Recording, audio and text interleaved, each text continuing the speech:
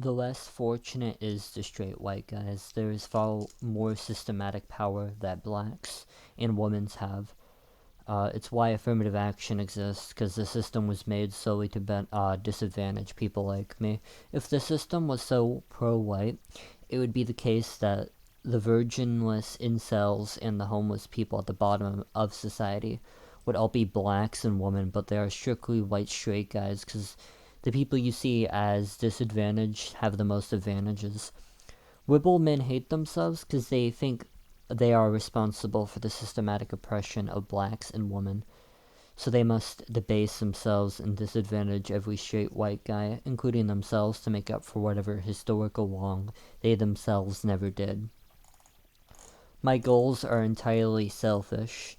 I wish to afford myself the most amount of power, or to my group or those like me, while disadvantaging those who wish to oppose me. No different to feminists who want to disadvantage men as to advantage women, with the only difference really being is that it's to advance my identity group rather than theirs. It's kind of an ironic thing that this sort of identity-based push for power via proxy of being gay, black, or woman or whatever is really no different to trying to advance the power of Germans, or Germany, in the case of Nazi Germany. You even have an evil dragon to slay, Jews in the case of Nazis, and us white straight men in the case of Wibbles/Leftists.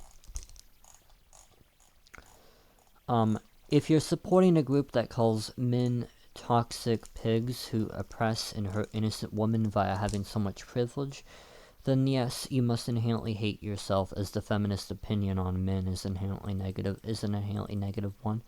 If you think men are toxic oppressors who just ooze privilege, then you don't like men and thus hate yourself, because you are a man. Liberal men hating themselves is not an assumption, it's a rational take. If you are black and support the anti-black KKK movement, then you probably hate yourself. No different to how if you are a liberal and a man, then you hate yourself, as liberals/leftists is a hate group targeting straight white men.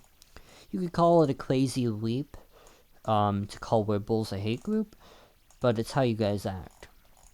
The mainstream politics are left-wing. The social medias always censor in a left-wing direction. Twitter before Musk, Facebook, and YouTube as examples. The conservatives won the election with Donald Trump, mainly via the younger generation using TikTok, YT, etc. It was more as a result of grassroots. The actual social media sphere, CNN and MSNBC, the other news stations always hold a more liberal stance. Companies alter their products as to appease liberal-based beliefs, not right-wing ones. For example, MCU or like He-Man, or the Arkham games, like the new Suicide Squad Kill the Justice League game as example. Most of the rich political families all lean to the left, as goes most CEOs. The idea of left-wing politics being this grassroots underclass, fighting the power, fighting the status quo is beyond lunacy. You're the party of the Clintons, Kennedys, Bidens, etc. What's grassroots about that? Wibbles want to sit from Beverly Hills like that Vosh streamer, or Hassan from his rich Turkish family, and lecture people about privilege and oppression, while both were born into wealth. It's beyond ironic. Ribs want to talk about, fighting the power and fighting the system, while they're the status quo. At least in the US, there's much more top-down, left-wing organizations and institutions and companies than there are right-wing ones. I gotta say, too, that this idea of Wibbles as this very anti-Nazism idea. Like, they're very adamant about being anti-Nazi, but, like, they are Nazis. I mean, like, if you think about Zionism, too, as an example, these are movements that, if you change out the groups in question, you change out, the names of these groups, it's essentially the same thing. Like, you could say Hitler wants to advantage the Aryans and Germans, and he wants to paint Jews as a figurative evil dragon to slay.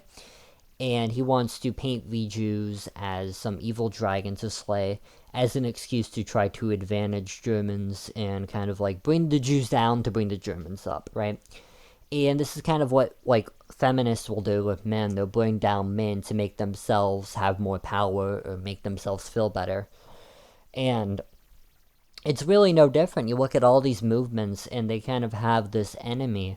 They have this like figurative dragon they have to slay, and they have this identity group that they prioritize power and privilege to over any other group. And I mean, this is just what I would like to call racial identity groups. And some are considered acceptable in the modern day, some are not. But the real difference between, feminism and Nazism, or Zionism and Nazism, or KKK and Nazism, or BLM and Nazism, or LGBTQ and Nazism. The only difference between these concepts and groups is that you're switching out the bad guy, you're switching out the evil dragon that needs to be slayed, and you're switching out the group that they want to give the most amount of power to, the most amount of systematic advantage to. Beyond that, there is no difference.